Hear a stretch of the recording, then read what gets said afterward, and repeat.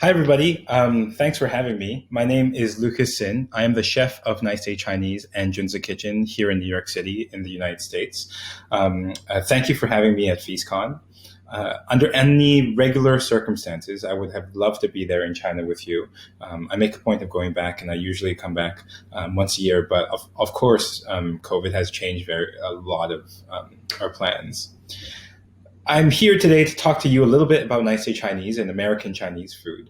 I'm not sure what your understanding or preconceptions of American Chinese food are, but I wanted to give you a sense of what I'm working on, especially with regards to changing how people see American Chinese food and how American Chinese restaurants in and of themselves can be sort of carried on into the future. American Chinese food, I had it was a bit of a learning curve with regards to American Chinese cooking for me. When I first came to the US and I opened these restaurants, Junzi Kitchen, we were serving chunbing and banmian in these casual restaurants at Junzi Kitchen.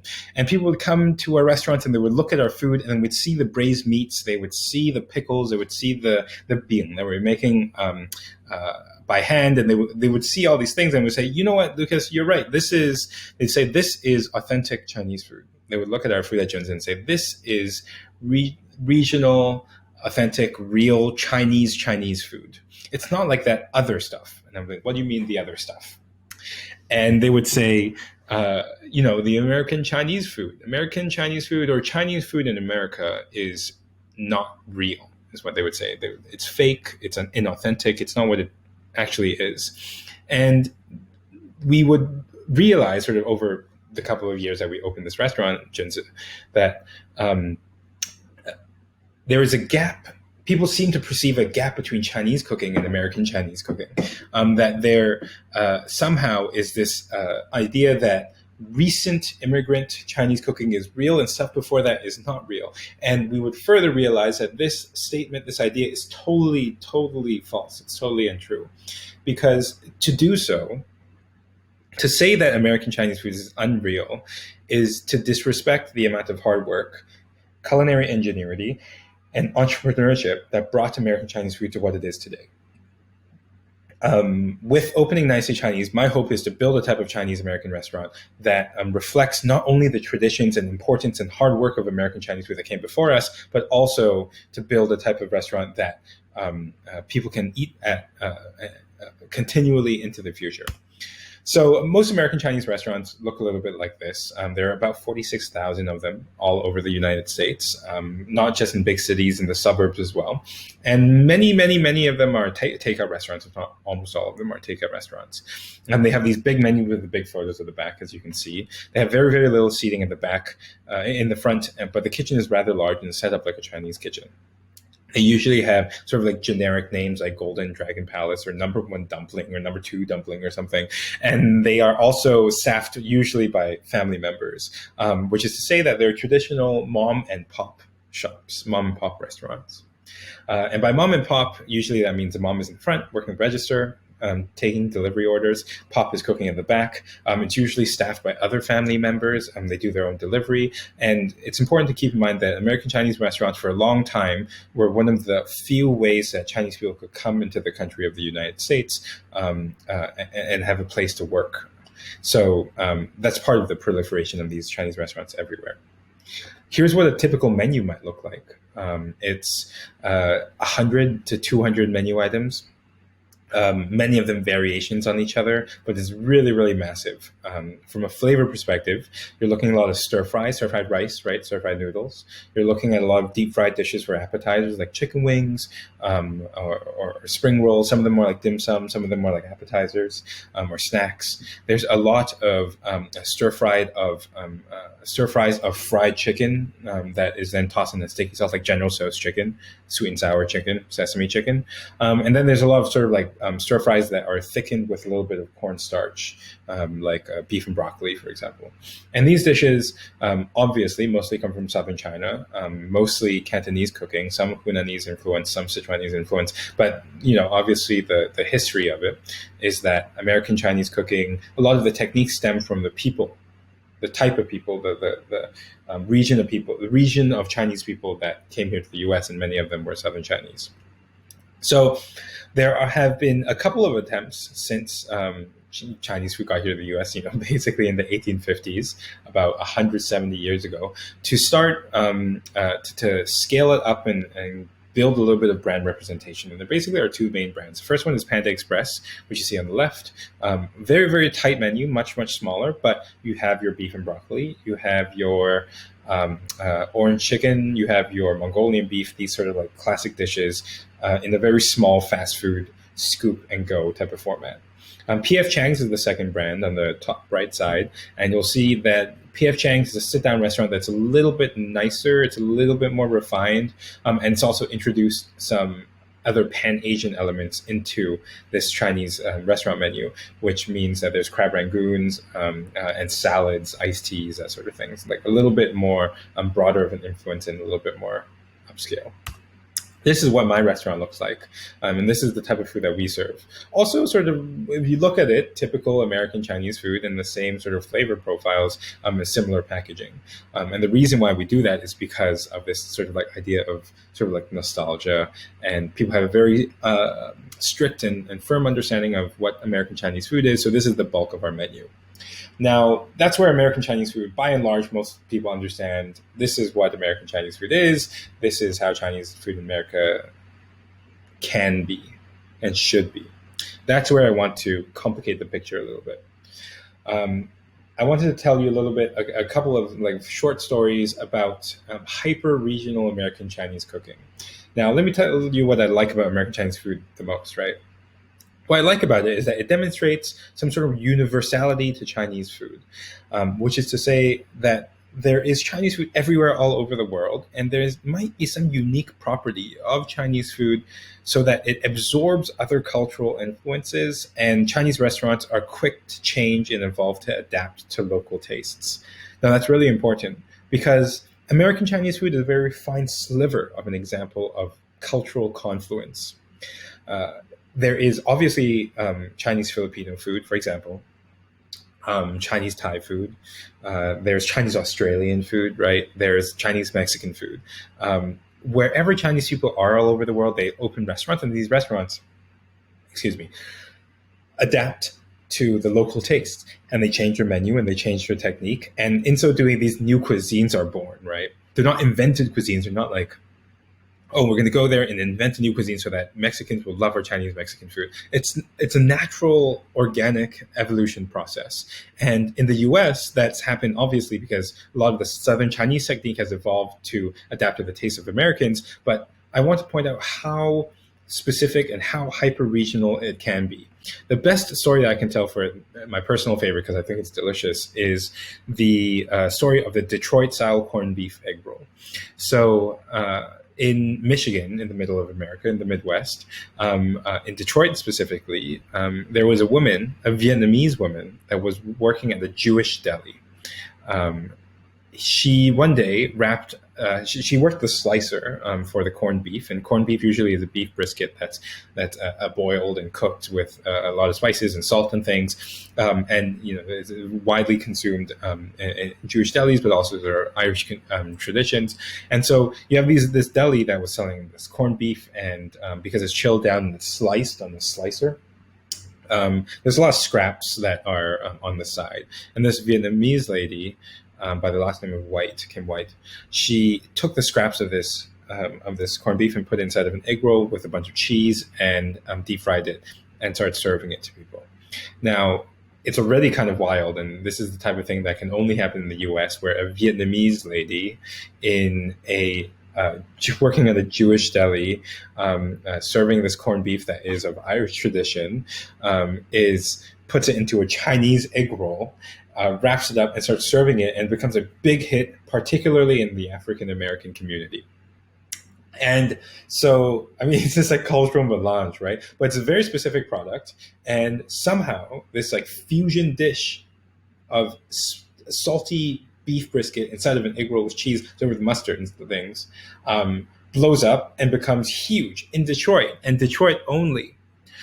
It's got staying power. It's exciting to people. People like to eat it. It's delicious and all these things, but it can only happen because of those factors coming together in that region. It can only have happened if, this Chinese food was within that specific neighborhood, and that's not the only sort of example. On the left here, you have mambo sauce. Mambo sauce is huge in DC. Fried chicken wings, oftentimes fried chicken wings tossed in this sort of ketchupy barbecue sauce that is actually invented by a Chinese chef who took a lot of influence from General Tso's chicken. Once again, Chinese restaurant cooking in a specific neighborhood, people liking fried chicken wings with French fries, and looking for some type of like barbecue sauce, and they invented this sauce called mambo sauce. On the top right, you'll see crawfish boil. Crawfish boils, seafood boils are huge in the southern United States, in Louisiana in particular, in the Mississippi Delta. Spicy, Old Bay seasoning with a lot of like heat, potatoes, vegetables, cooked in beer, and that sort of thing. And it's interesting here, right? Because many of us who are in China will look at a crawfish boil, a Southern American crawfish boil, and they'll be immediately reminded of the crawfish, that Sichuan-style crawfish that we like to drink beer and eat with. Similar culture. What's funny is nowadays, and modern, nowadays, many of these Louisiana-style seafood boil restaurants all over the U.S. are run by new Chinese immigrants, many of them from Sichuan, because of that connection. On the bottom right, you'll see sushi, California sushi, like generic sort of cheap sushi. And this like cheap sushi these days are by and large run not by Japanese people, but by Chinese restaurateurs. And what I'm trying to say is, between the corned beef egg rolls and the mambo sauce and the crawfish boil and the Japanese sort of like sushi and all of the other sort of 100-something, 200 items that we were talking about before, all of this is now part of the conversation and the dialogue of American Chinese cooking. It's important not to, when we're building an American Chinese restaurant, like at Nice Day, it's important for me not to stop at, oh, this is the 100, 200 items, but like, and this is just what Chinese food is, but include all this larger conversation of what American Chinese food has become by cooking in these hyper regional contexts in small neighborhoods, where Chinese restaurateurs, in the name of survival and business and culinary ingenuity, right, have invented all these new flavors and new dishes just because that's what people like in the area, and incorporate it into the Chinese business model. That's not also to say that some of it isn't funny. I mean, mambo sauce and crawfish boils and whatever are delicious, but here is an example of a take on chicken and waffles on top of a bubble waffle that I find a little bit like funny and weird. And of course, on the other side, you have a case of cultural appropriation in the 1950s in the Scorpion Bowl. That is Chinese restaurants opening these sort of like tiki-style restaurants after soldiers come back from World War II, which is all to say that there is a lot of sort of like fusion, and there's a lot of like Chinese restaurants looking for other cultures to adopt into their own cooking, sometimes for better, sometimes for worse, but it's an important part of the conversation. So back to Nice Day, back to what we're doing very briefly. Come visit us if you ever come to New York. But I think the way we've been developing this menu is an inclusion of both understandings of American Chinese food, both the evolution of it and the classic part of it. Here are some of our classic dishes. You'll see, in particular, the tofu there is actually a mapo tofu. I know it doesn't look like a Sichuan-style mapo tofu, but this is a Cantonese-American-style mapo tofu, where the sauce is emulsified with the oil so that the sauce is with cornstarch and a little bit thicker and a little saucier, and the tofu is a little bit more braised, and it's got soy flavor in there, not just the pixian douban or the douban. Some more photos of what our food looks like. We've changed the packaging for some shake sort of like applications to make it a little bit more light and bright, but this is how we stick to our classics. I know American Chinese food is so important to the Americans that sometimes when you order the shrimp lo mein, you need the shrimp lo mein to look the way it's always looked. And that's what we're aiming for. Let's say about 80% of the menu. Now with the other 20% of the menu, dishes like this, is where we start to include some of this like influence from hyper-regional cooking, as well as this Chinese American spirit of adapting other cuisines into your own menu.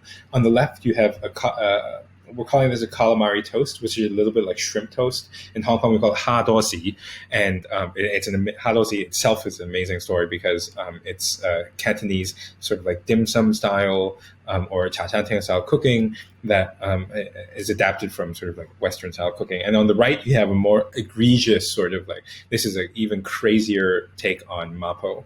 This is mapo flavored mapo style macaroni with a little bit of cheese and the fried tofu over the top. We don't take ourselves too seriously with some of these dishes because we embrace the creativity that is already inherent in American Chinese cooking if you look at the history.